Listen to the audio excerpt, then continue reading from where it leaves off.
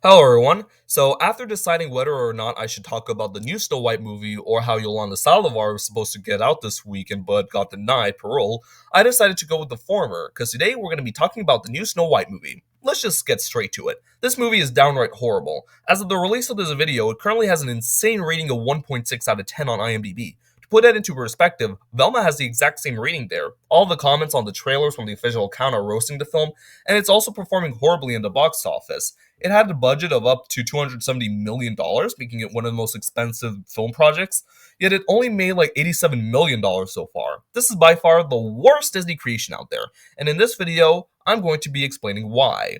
First off, yeah, I know what you're going to say. No, I'm not hating on Rachel Zegler. I'm not denying she's a talented actress, and definitely not that she's an amazing singer. She is.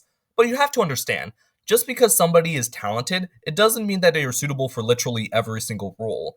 My issue with her, and the first point I'm going to make, is how the 1937 film is treated both by her and the people who worked on this abomination.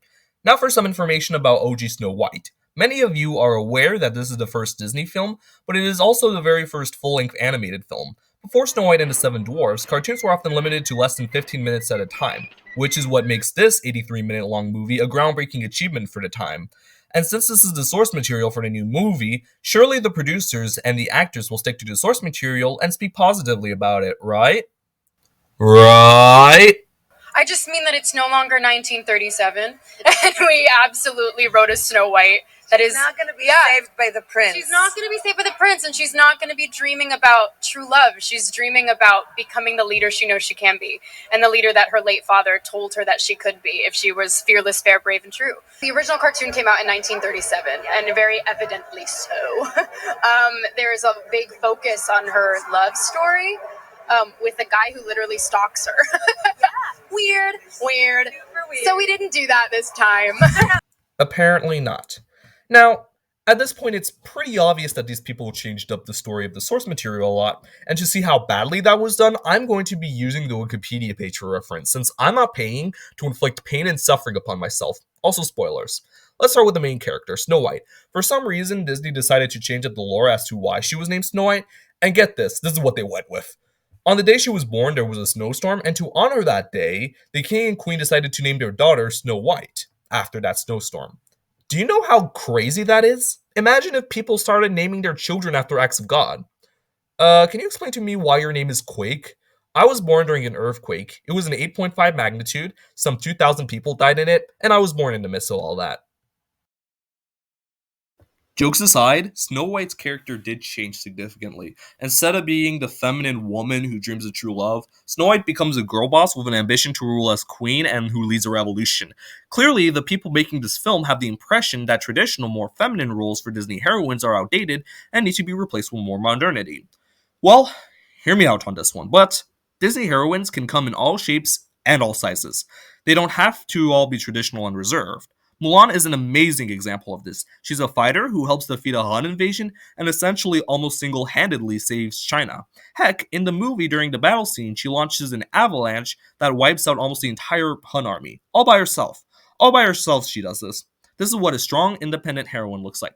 On the other hand, one would simply not associate Snow White with making massive political change. That just seems out of character for her.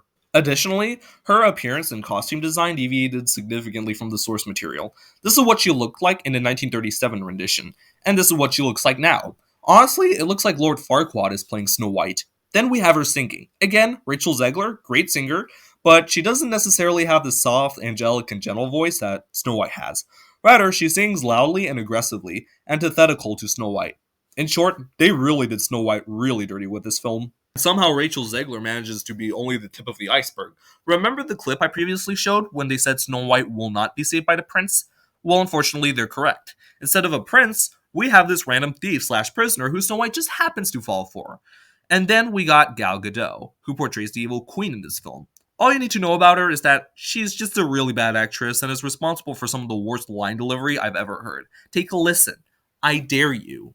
Max Lord, you're putting yourself and everyone else in grave danger. I need you to give me the stone. What happened to it? Yeah, not great. It also doesn't help that there is a lot of political tension behind the scenes.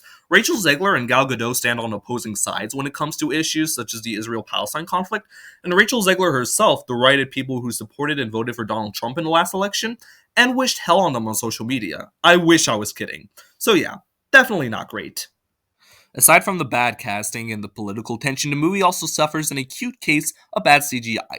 Thanks to Peter Dinklage's grievances on the film, no actual dwarves have been given any of the roles in the final product. Instead, we have characters that look like they came straight out of Polar Express. You know what that means? Bubbles! So yeah, instead of giving actual dwarves representation, we got nightmare fuel. Also, they can't even keep a mute character mute because Dopey speaks in this movie. And then we got the ending. Oh boy. In the original film, the evil queen gets screwed over by a thunderstorm, falling to her death as the boulder she tried to crush the dwarves with comes falling down toward her. In this illegitimate rendition, she gets so obsessed with power and the desire to be the fairest of them all that she destroys the mirror, only to be turned into glass and pulled into the mirror vortex as the mirror repairs itself. The movie ends in what appears to be a Diddy White-Off party, and I don't even need to explain why that's bad. So yeah, we got Snow White here, folks. Obviously, this film is just another bad remake Disney made in an attempt to make more money, disguised to elicit nostalgia in its viewers, because we all know how profitable nostalgia is. It's been milked a lot in recent years. While none of these live action remakes can ever come closer to the original films, Snow White in particular is downright diabolical because not only did Disney deviate so strongly from the source material, it practically spat on it. The story that jump-started Disney's glory has now become its downfall, and rightfully so. If Disney wants to maintain its operations, it needs to stop recycling and or ruining old classics and get back to making original, sophisticated content. And if you want to watch Snow White, just go watch the 1937 film. But anyways, that's all I have to say. This is Millard Maryland. Thanks for watching. Have a great day, and I'll see y'all next time.